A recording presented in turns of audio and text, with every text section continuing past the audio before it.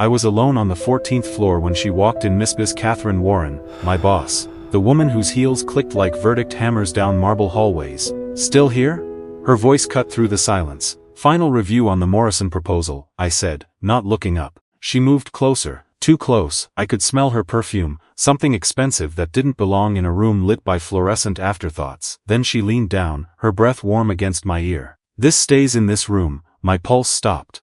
What I thought would be just another late night became the moment everything changed. The next morning, I convinced myself I'd imagined it, but that night, she was there again. And the night after that. You don't have to stay, I told her on the third evening, watching her settle into the chair across from mine.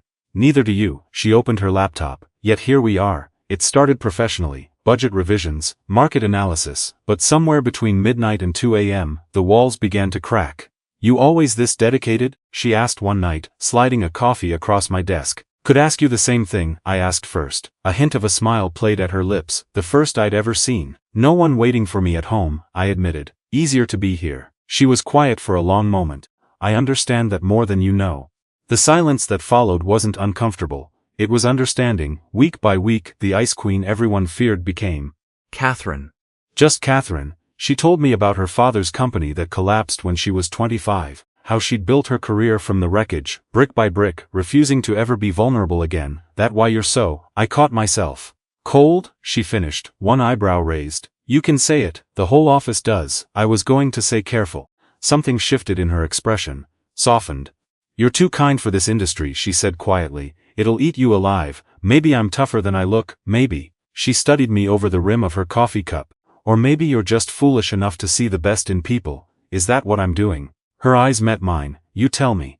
One Friday night she laughed, really laughed, at something I said about our competitor's ridiculous marketing campaign. The sound filled the empty office like light through stained glass. I wanted to record it, bottle it, prove to the world that Catherine Warren was human. What? She asked, catching me staring. Nothing, just, you should do that more often.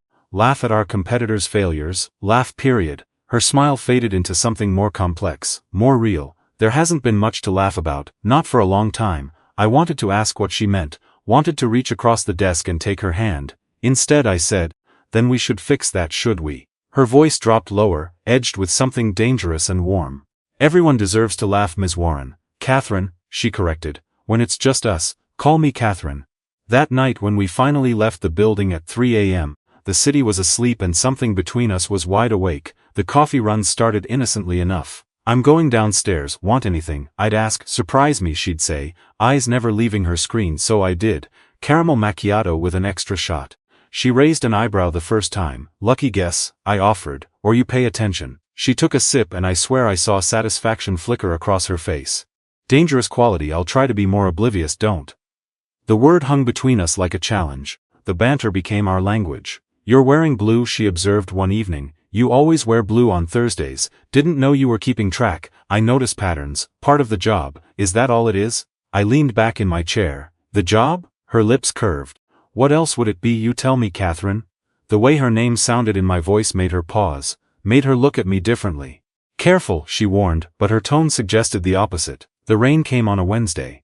I'll call you a car, I said, watching water sheet down the windows. My driver's off tonight. I sent him home early. Then my car's in the garage. She hesitated. Catherine Warren didn't accept help easily. Please, I added, it's just rain. We both knew it wasn't just anything. The drive to her apartment in the Upper East Side was quiet. City lights blurred through wet glass. She gave directions in that calm, controlled voice, but her hands fidgeted with her briefcase clasp. Turn here. I did. You're a better driver than I expected. What did you expect? I don't know. Something reckless. She glanced at me. You have that look about you. What look? Like you're capable of doing something impulsive. My hand shifted on the gear stick. Her hand rested on the center console. The space between them was inches, miles, nothing. Would that be so bad? I asked. Something impulsive? It would be complicated. Most worthwhile things are. At a red light she turned fully toward me. The street lamp cast half her face in shadow, half in amber glow. You don't know what you're saying. Maybe I do. I'm your boss. I know exactly who you are. The light changed. Neither of us moved. A horn blared behind us. The moment shattered. I drove, she directed. When we reached her building she didn't immediately leave. Thank you, she said softly, for the ride, for Everything. Her hand touched mine, just a brush of fingers, deliberate, electric. Anytime, Catherine. She stepped out into the rain, then leaned back down to the window. Same time tomorrow, I'll bring better coffee. Her smile was the last thing I saw before she disappeared through glass doors. I sat in my car for 20 minutes, my hand still warm where hers had been. Everything was changing, and I wasn't afraid anymore. 3 weeks later, we closed the Morrison deal. 15 million in revenue, 6 months of work, our work. We did it, I said, staring at the signed contract on her desk. You did it, Catherine corrected. Your strategy won them over, our strategy. She opened her desk drawer and pulled out a bottle of champagne. Real champagne, not the cheap celebration stuff from office parties. I've been saving this, she said, figured we'd need it eventually. Confident, hopeful. She poured 2 glasses. There's a difference. We toasted, drank. The office felt smaller suddenly, warmer. I couldn't have done this without you, I said. You could have, but I'm glad you didn't have to. The champagne loosened something between us. She took off her suit jacket, rolled up her sleeves. I'd never seen her so unguarded. Dance with me, she said suddenly. There's no music, then imagine some. She stood, extended her hand. I took it. We swayed in the silence of the 14th floor. Her head rested against my shoulder. I could feel her heartbeat. Or maybe it was mine. This is insane, she whispered. I know. We shouldn't, I know. She pulled back just enough to look up at me. Her eyes were different now, vulnerable, wanting. Tell me to stop, she breathed. Stop what? This, but she moved closer. Her hand slid up to my chest, rested over my racing heart. I can't promise you anything, she said. My life is complicated, my past is. I don't care about your past. You should, Catherine. I cupped her face. Her skin was impossibly soft. I see you, really see you, and I'm not afraid. Her breath hitched. The distance between us evaporated. I could see every fleck of gold in her green eyes, could count her heartbeats through her palm pressed against me. She rose on her toes. I leaned down. Our lips were a breath apart when her phone screamed to life. She jerked back like she'd been burned, looked at the screen. Every drop of color drained from her face. I have to, she answered. What? I watched her expression shift from shock to horror, when her voice was ice again. Pure survival mode, who knows? A pause that lasted forever. I understand, I'll handle it. She ended the call, stood frozen. You need to leave. The warmth was gone, the walls were rebuilt in seconds. What's wrong? Please, just go. Not until you tell me. Someone's been watching us. Her eyes met mine and they were terrified. Someone took photos of us, together, late nights, the car ride, everything. My blood turned to ice. Who? I don't know yet, but they sent them to the board. And to. She stopped, her hand trembling around her phone. To who? Her voice was barely a whisper. To my ex-fiancé. If you're hooked on what happens next, subscribe now, because this is just the beginning. By Monday morning, everyone knew. I felt their eyes the moment I stepped off the elevator. Whispers followed me like shadows. Karen from accounting looked away. James from sales smirked. Someone had leaked the photos beyond the board. My desk phone rang before I could sit down. HR. 10 minutes. Don't be late. Click. I'd never been called to HR in 8 years. My hands wouldn't stop shaking. Catherine's office door was closed. Blinds drawn. I hadn't heard from her all weekend despite my 17 unanswered texts. The HR meeting was brutal. We take workplace relationships very seriously, Ms. Peterson said, sliding a folder across the table, especially when there's a clear power dynamic. Inside were the photos, us in her office late at night, in my car, her hand touching mine. Innocent moments made to look sordid. Nothing happened, I said. That's not how it appears. Appearances aren't truth. In this company they're close enough. They put me on administrative leave pending investigation, escorted me out like a criminal. I passed Catherine in the hallway. She looked straight through me. A stranger wearing her face. That hurt more than anything HR could do. 2 days later, I understood why. His name was Marcus Hathaway. Venture capitalist, old money, major investor in our company. Catherine's ex-fiancé. I found his interview online. Professional photo, shark smile. Sometimes people need protection from their own poor judgment, he said when asked about workplace ethics. The article was posted that morning. Pointed. Deliberate. He was destroying her. Publicly, professionally. My phone rang. Unknown number. Stay away from her. His voice was smooth, educated, lethal. Excuse me? Catherine has a future, a reputation. You're a momentary lapse in judgment she'll regret. Let her tell me that. She won't take your calls. Take the hint. What do you want? I want what's mine. She's brilliant, beautiful, and I made one mistake 3 years ago. I'm correcting it now. She's not property. No, she's a Warren, legacy, power, everything you'll never understand. He paused.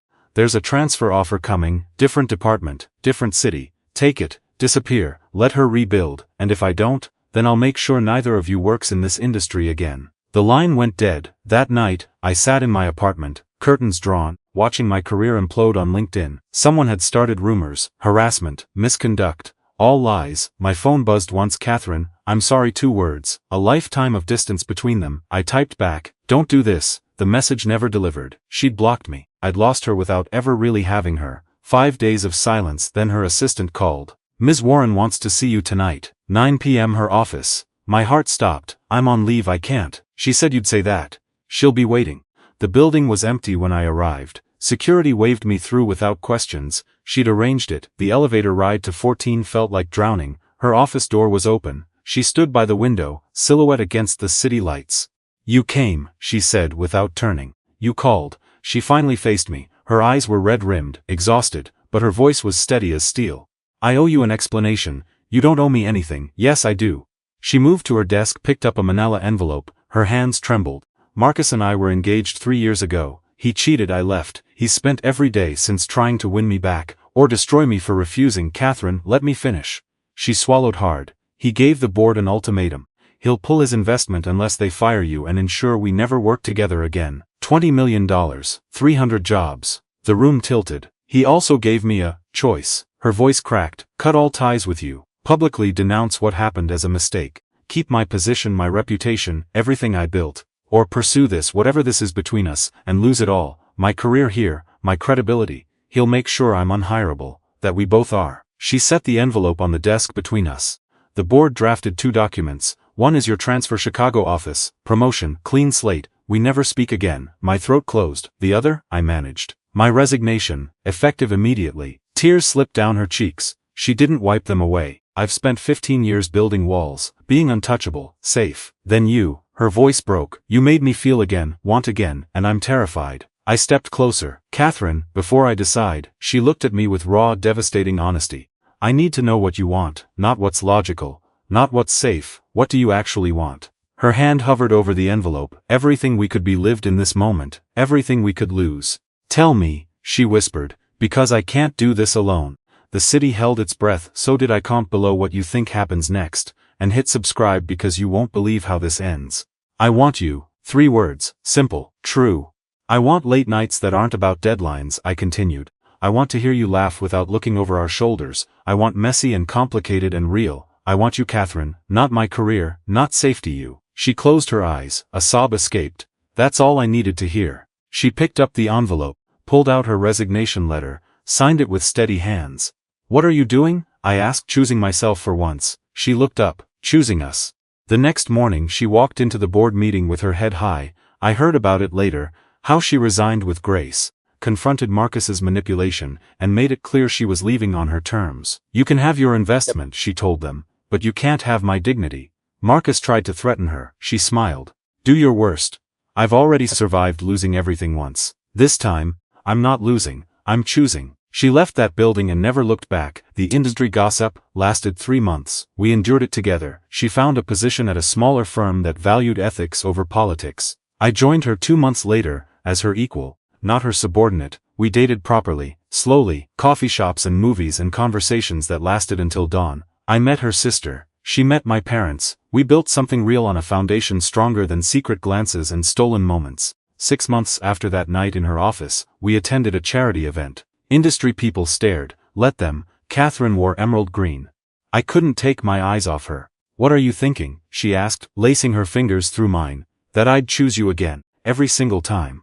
Her smile could have lit the entire room. Later, on her apartment balcony overlooking the city that tried to break us, she leaned into me. I need to tell you something, she whispered. My heart skipped. What? She turned, eyes bright with tears and joy. This stays between us. The same words from that first night, but everything was different now. What does? How happy you make me, how grateful I am that you stayed, that you chose the complicated, messy, beautiful thing instead of the easy lie. I kissed her forehead, her temple, her lips. Best choice I ever made. Mine too. As we stood there, 2 people who'd lost everything safe and found something true. The city sparkled below us. Above us, stars fought through the light pollution. Catherine whispered against my chest. I love you. I love you too. Some stories don't end. They just begin again, better than before. This was ours. If this story touched your heart, like this video, share it with someone who believes in choosing love over fear, and subscribe for more stories that remind us what really matters. Thank you for being here.